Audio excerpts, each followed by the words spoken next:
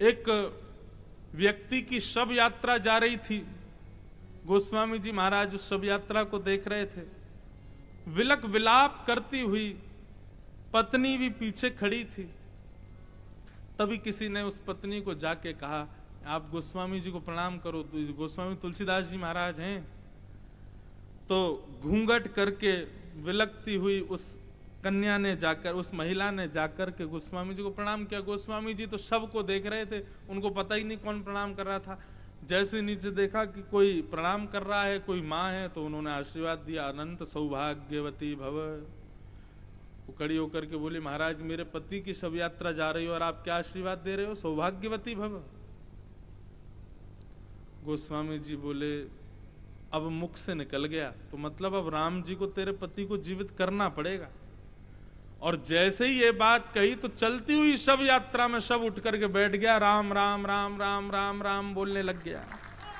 गोस्वामी जी के प्रभाव से ऐसा प्रभाव हो गया महाराज गोस्वामी जी का, जिसको देख के जो बोल दें वो हो जाए। ऐसी गोस्वामी जी की कीर्ति हुई। परंतु अब जीवन का मुख्य उद्देश्य, लक्ष्य प्राप्त करना था। बस राम कब मिलेंगे, अब राघव का दर्शन कब होगा, बस यही मन की अभिलाषा, कब मुझे स्वीकार करेंगे। तब प्रसिद्ध कथा है, रोज गोस्वामी जी सुबह शौच आदि के लिए जाते थे। जल का प्रयोग करते, जो बच जाता उसको एक वृक्ष में डाल देते। अनंत वर्षों तक इस नियम का पालन करते रहे, तभी उस वृक्ष पर रह रहा ब्रह्म राक्षस मुक्त हो गया। गोस्वामी जी के चरणों में प्रणाम किया, बोले महाराज आपकी इस छोटी सी क्रिया से कि आप बचा हुआ जल रोज वृक्ष में डालते थे, इससे मैं ब्रह्म राक्षस था इतने वर्षों कि आपके जल पाकर के मैं मुक्त हो गया। परंतु एक बात कहें, इस बात को अन्यथा मत लीजिएगा, बहुत ध्यान से सुनिएगा। वैष्णव भक्त वृंद चाहे शौच के लिए जाएं, चाहे किसी भी स्थिति में रहें, वो हृदय से वैष्णव है ना, तो वो परम पवित्र हैं। हम संसारी लोग शौच आदि निवृत्त होते हैं तो उस समय अपवित्र अवस्था में होते हैं। परंतु जब वैष्णव रीति से जब हम भक्त बन जाते हैं, हमारा चित्त रोम रोम जब भक्त हो जाता है, या फिर प्रत्येक इंद्रिय से भगवत स्मरण करने लग जाते हैं, तो हमारे शौचाचार के समय को भी शुद्ध ही समझो। उसमें भी ठाकुर जी को कोई अतिशयोक्ति नहीं होती है। ये शौच के समय अपवित्र संसारी भोगों में रहने वाले लोग होते हैं। एक प्रसिद्ध कथा, गीता वाटिका गोरखपुर, जहां से गीता प्रेस का सब नेतृत्व किया गया, परम वीतराग भगवत स्वरूप भाई जी श्री हनुमान प्रसाद पोद्दार जी महाराज। और श्री हनुमान प्रसाद पोद्दार जी को साक्षात ठाकुर जी के रूप में देखते थे। अत्यंत वीतराग परम विद्वान संत शिरोमणि श्री राधा बाबा, उनको लगता था ये साक्षात भगवान ही है, उनको ही देखते रहते थे। तो श्री राधा बाबा बड़े विद्वान थे। आप लोग कभी गीता प्रेस या गीता वाटिका से यदि जुड़े हैं, वैसे तो आज पूरे भारत में जो कुछ भी हम पढ़ रहे हैं, हमारे शास्त्रों को हम तक पहुंचाने में जितना बड़ा योगदान गीता प्रेस का है, आज हम सब वक्ता भी जो व्यासपीठ पर बैठे हैं, हम सब पर भी गीता प्रेस की कृपा है कि हम लोग ये ग्रंथ आदि पढ़ पाते हैं। तो उन सबको जिन्होंने संजोया, ऐसे श्री हनुमान प्रसाद पोद्दार जी, और उनका नित्य दर्शन करते थे राधा बाबा। राधा बाबा बड़े विद्वान थे। परंतु श्री हनुमान प्रसाद पोद्दार जी से एक बार कुछ अपने संशयों की जिज्ञासा के लिए गीता वाटिका जब गए, अपने ज्ञान का उनको बड़ा भाव था, अपने आगे किसी को नहीं देखते थे। सबने कहा हनुमान प्रसाद पोद्दार जी के पास जाओ, वही आपके प्रश्नों का उत्तर देंगे। तो जाकर के गीता वाटिका में बैठ गए। किसी ने कहा, बोले अभी वो संतों को प्रसाद पवा रहे हैं, आप थोड़ी देर विराजो। राधा बाबा का मुखमंडल ही ऐसा था कि मानो ऐसा लगता साक्षात बृहस्पति आ गए हों, इतने विद्वान। तो जैसे ही हनुमान प्रसाद पोद्दार जी उनके सामने आए, तो हनुमान प्रसाद पोद्दार जी ने राधा बाबा के चरणों के 10 उंगली, 5 इसकी 5 इसकी, 10 उंगलियों को अपने हस्त कमल की 10 उंगलियों से स्पर्श किया, प्रणाम किया, और जैसे ही स्पर्श किया, स्पर्श करते ही बाबा निशब्द हो गए, मौन। जाने क्या उनको अनुभव हुआ कि फिर बस सदा के लिए वहीं रह गए। वृंदावन, गोवर्धन, श्री राधा, श्री कृष्ण लीलामृत चर्चामृत में सदा तल्लीन रहने लगे। कहां जैसे उद्धव की स्थिति वृंदावन आकर के हुई, वैसी राधा बाबा की स्थिति हो गई। तो मैं ये प्रसंग क्यों सुना रहा हूं?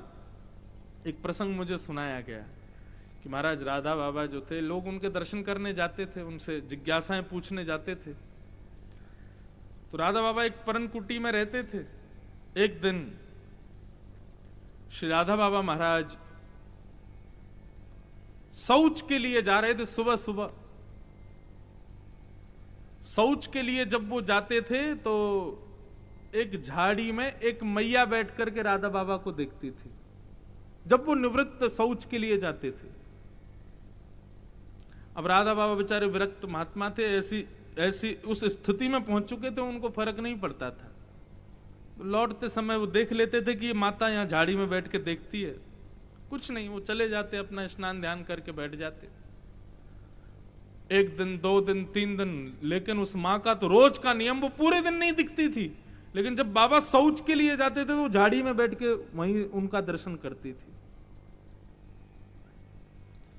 तो राधा बाबा ने तो उससे कभी नहीं पूछा, लेकिन एक बाबा का भक्त था, उसको जब ये बात पता चली, बोले ये माता रोज पूरे दिन नहीं आती दर्शन करने, जब शौच के लिए बाबा जाते हैं तभी क्यों दर्शन करती है। एक दिन उस माँ से कहा, बोले माँ क्षमा करना, आप मेरी बात को अन्यथा मत लेना, पर आप पूरे दिन बाबा का दर्शन करने नहीं आती हो। बाबा बैठते हैं, सबसे मिलते हैं, दुनिया भर के लोग आते हैं, आप पूरे दिन, जब बाबा सुबह शौच के लिए जाते तभी आप क्यों आती हो। तो उस माँ ने बड़े सहज भाव से नेत्रों में अश्रु भर के कहा, अरे नहीं, मैं बाबा को नहीं देखती हूं, बाबा को नहीं देखती मैं, बाबा तो पूरे दिन दिखते हैं। बोले तो, बोले सुबह जब वो शौच के लिए जाते हैं ना, तब पीछे नन्हा सा सांवरा सा बालक पीछे लकुटी लेकर के हाथ में चलता है, मैं तो उसको देखती हूं, मैं तो उसका दर्शन करती हूं। एक नन्हा सा बालक, 2 दतुइयां उसकी, ऐसा किलकिल करता है, इधर उधर पांव मारता हुआ बाबा के पीछे पीछे जाता, मैं उसका दर्शन करती हूं, मैं बाबा को थोड़ी देखती हूं। स्तब्ध हो गए सब। हमारा शौचाचार अपवित्र माना जाता है, लेकिन भगवत भक्त भजनानंदी वैष्णव संत जन वो तो सदा पवित्र हैं। उनके लिए शौचाचार आदि ये सब अपवित्र की अवस्था नहीं है।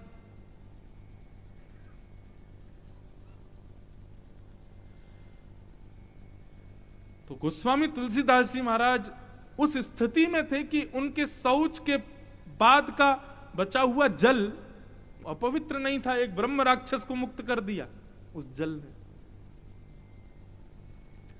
राक्षस प्रकट हो गया, बोले महाराज वरदान मांगो, मैं आपको क्या दूं। गोस्वामी जी बोले एक ही वरदान है, मैं सेवक रघुपति पति मोरे, मेरे राम जी मुझे सेवक के रूप में स्वीकार कर लें, बस और कुछ नहीं चाहिए। मेरे राम जी मुझे मिल जाएं और मुझे कुछ नहीं चाहिए। तब उस जो प्रेत योनि से मुक्त हुआ उसने बताया, बोले महाराज श्री राम जी अगर हमें पता होती कहाँ हैं तो हम प्रेत थोड़े ही होते, हम मुक्त हो गए होते कब के। लेकिन हाँ, हम प्रेतों को जिनसे बहुत भय लगता उनकी हमको खबर रहती है कि वो कहाँ हैं, कौन है। भूत पिशाच निकट नहीं आवे, महावीर जब नाम सुनावे। तो हम प्रेतों को ध्यान रखना पड़ता है। हनुमान जी जिस एरिया में हूं वहां हम नहीं जाते। आजकल हमारे खुफिया प्रेतों ने बताया है कि वो काशी में आपकी कथा सुनने के लिए आते हैं।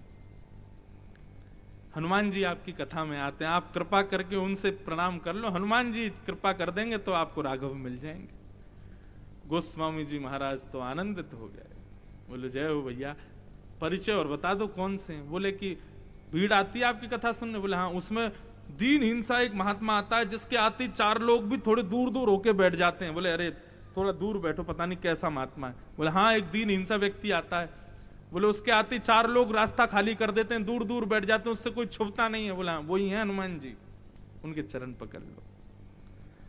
गोस्वामी जी महाराज बोले बढ़िया बताइए आपने। आज जैसे ही राम कथा करने के लिए गोस्वामी जी बैठे, धीरे धीरे सब जनता आई कथा सुनने के लिए, तभी वो दीनहीन सा व्यक्ति कंबल ओढ़े महाराज, मक्खियां भिनभिना रही ऊपर, डंडा लिए धीरे धीरे चलता हुआ आया। आकर के कोने में पीछे बैठ गया। गोस्वामी जी की दृष्टि उसी पे। और जैसे ही कथा विश्राम हुई, सबको प्रणाम करते हुए जैसे ही गोस्वामी जी जाने लगे, सब चरण छूमे गोस्वामी जी के, प्रणाम कर करके सब लोग गए।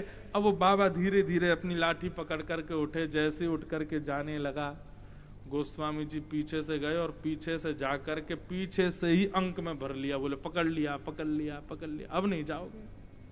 अरे अरे अरे गोस्वामी जी आप मुझे स्पर्श मत करो, अरे अरे आप अपवित्र हो जाओगे महाराज, अरे महाराज ऐसे मत करो। बोले मैं सब जानना हूँ, ये नाटक छोड़ो, मैं सब जानता हूँ, आप कौन हो। बोले अरे अरे आप क्या कह रहे हैं, मैं कोई और नहीं, मैं तो दीनहीन सा बालक हूँ, आपकी कथा सुनने आता हूँ, महाराज ऐसे मत करो।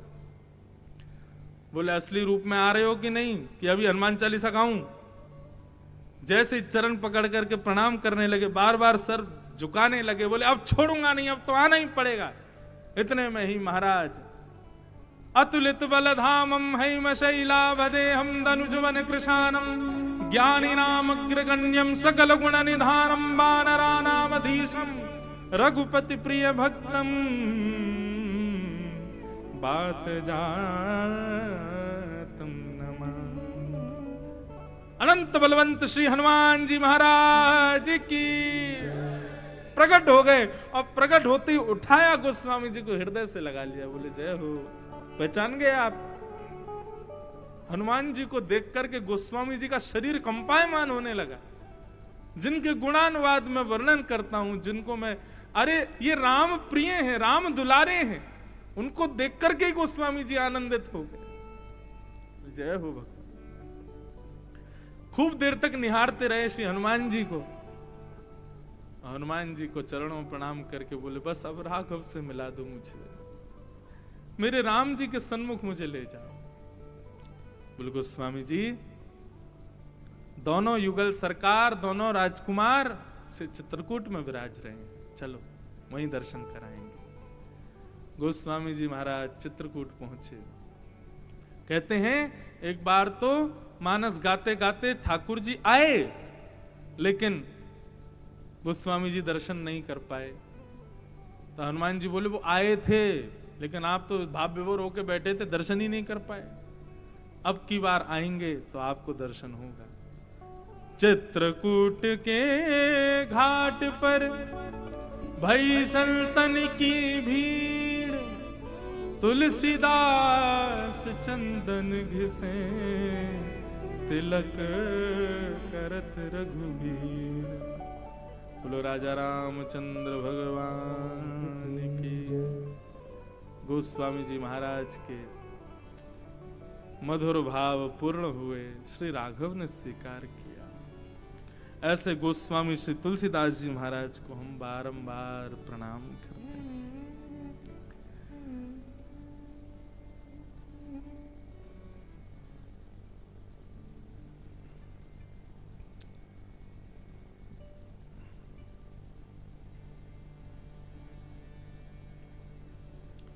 ऐसे गोस्वामी जी महाराज ने अपने मंगल भावों को श्री ठाकुर जी के चरणों में विसर्जित किया। आज हम आप सब लोग भी यहाँ सोमनाथ की भूमि पर बैठे हैं।